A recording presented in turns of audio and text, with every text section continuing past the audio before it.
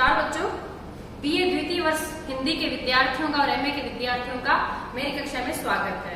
बच्चों, आज हम व्याख्या करने जा रहे हैं कवि घनानंद की। रीति काल के सुप्रसिद्ध कवि जो रीति मुक्त हैं घनानंद, जिनका प्रेम लौकिक से अलौकिकता की तरफ उन्मुख हो गया।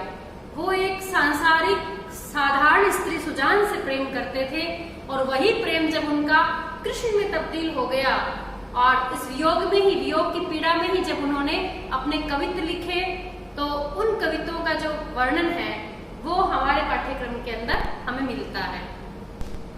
शुरू में जो कवि की प्रशस्ति है, नेहि महा ब्रज भाषा प्रवीण और सुंदरतानी के भेद को जाने, वो ब्रजनाथ कवि ने घनानंद की प्रशस्ति प्रशंसा लिखी है कि नेहि महा, बहुत बड़ा प्रेमी था घनानंद। ब्रज भाषा प्रवीण, ब्रज भाषा में निपुण और सुंदरतानी के भेद को जाने, सौंदर्य के समस्त भावों को जो जानने वाला है, ऐसे हैं घनानंद। तो दो जो पद हैं बच्चों शुरू के, वो कवि की प्रशंसा के हैं और बाद में जो कवि की रचना है हमने वहां से शुरू किया है। पहला हमने जो इनका पद लिया है वो मनहरण कवित्व छंद है, जिसके अंदर बच्चों 31 वर्ण होते हैं। इसमें मात्रा नहीं गिनी जाती, वर्ण गिने जाते हैं। जैसे व का 1, ए का 2, मु का 3, स का 4, या का 5 और नी का 6। तो वर्ण गिनते हैं तो 1, 2, 3, 4, 5, 6, 7, 8, 9, 10, 11, 12, 13, 14, 15, 16। 16 पे यदि हो जाती है। 16 और 15 मात्राएं मिलाकर और कुल 32 वर्ण होते हैं। इसके वर्ण मिलाकर कुल 32 वर्ण होते हैं। ये मनहरण कवित्व छंद कहलाता है। ये देखिए 15 है, 1, 2, 3, 4, 5, 6, 7, 8, 9, 10, 11, 12, 13, 14, 15 वर्ण। यानी ये मात्रिक छंद नहीं है, ये वर्णिक छंद है मनहरण कवित्व। कवि लिखते हैं, वह मुस्क्यानी, वह मृदु बतरानी, वह लड़कीली बानी, आनी उर में अरती है। बच्चों, ये जो ब्रज भाषा है इसमें अड़य का प्रयोग नहीं होता, अणय का प्रयोग नहीं होता, उसकी जगह रय का प्रयोग होता है। जैसे हम घोड़ा या लड़का लिखते हैं हिंदी में, तो ब्रज में लड़का, घोड़ा ऐसे बोला जाता है, इसलिए वो मधुर और मीठी भाषा है। कवि ये कहते हैं कि श्री कृष्ण की वो जो मुस्कुराहट है, वही कृष्ण की मुस्कुराहट प्रेम से भरी हुई, वही मृदु बतरानी और वही उनकी मीठी मीठी बातें और वही लड़कीली बानी, उनकी लड़कपन की जो बानी माने आदतें, जो लड़कीली लड़कपन की जो आदतें हैं छेड़खानी करने की, वही आदतें बार बार याद आती है। आनी आकर, उर माने हृदय, आकर हृदय में अटक जाती है, अरती है, अटक जाती है। यानी कृष्ण की जो याद है, कृष्ण की जो मनोहर छवि है, जो मुस्कुराहट है, उनकी जो मीठी बातें हैं, उनकी वो लड़कपन की जो छवि है, वो सारा सौंदर्य, सारी उनकी मृदुता आकर हृदय में आकर अटक जाती है। वह गति लेन ओ बजावनी ललित बैन, और वही उनका गति लेना, नृत्य करते हुए एक प्रकार से गति लेना, और वही उनका बजाना ललित बयन, वो बांसुरी का बजाना उनका, वह हंसी देन और अचानक से उनका नायिका की तरफ देखकर हंस देना, हीरा तेना टलती है, वो मेरे हृदय से टल नहीं रहा है। बच्चों, ये जो प्रेम था ये था तो सुजान के साथ ही, छवियां वो सुजान की ही याद आ रही है, लेकिन उस छवि में बाद में वो चूंकि लौकिक प्रेम अलौकिकता की तरफ उन्मुख हो गया, तो अब वो सुजान साधारण स्त्री न रहकर वो सुजान अब कृष्ण हो गई। Love is God, God is love हो गया।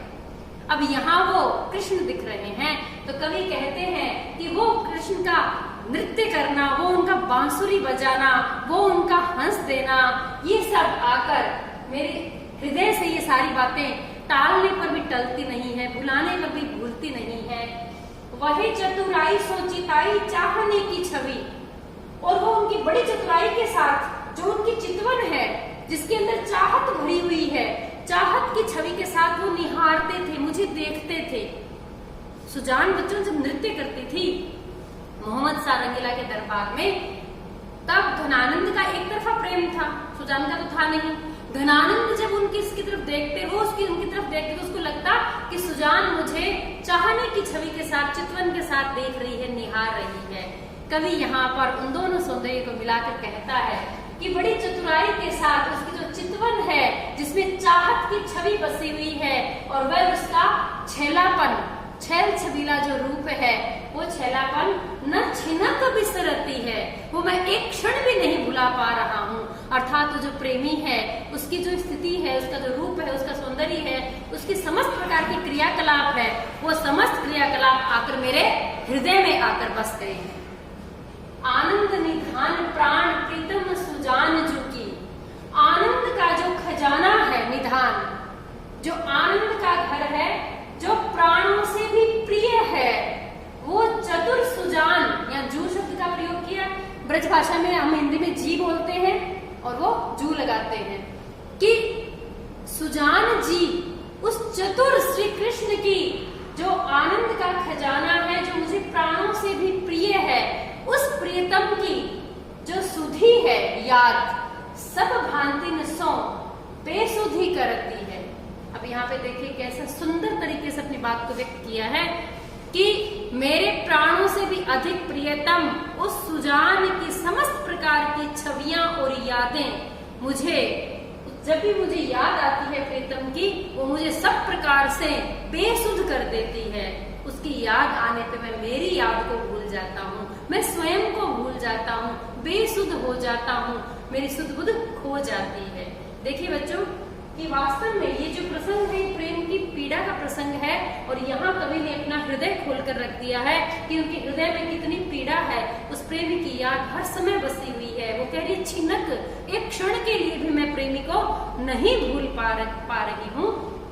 यहाँ स्वयं को नायिका बताते हुए और श्री कृष्ण को सुजान बताते हुए घनानंद ने ये जो कवित्व की रचना की है। बच्चों ब्रज भाषा का प्रयोग हुआ है और मनहरण 32 वर्णों वाले कवित्व छंद का प्रयोग किया गया है, और उसमें प्रेम की पीड़ा जो है कवि की वो हमें दिखाई देती है, और उनके सच्चे प्रेम की जो अनुभूतियां हैं, जिसमें प्रेमी हर समय उनके हृदय में बसा हुआ है, चितवन उनकी आंखों में बसा हुआ है, एक क्षण उनके वो भूल नहीं पा रहे हैं, हर समय उनके हृदय में आकर उनकी यादें अटक जाती है।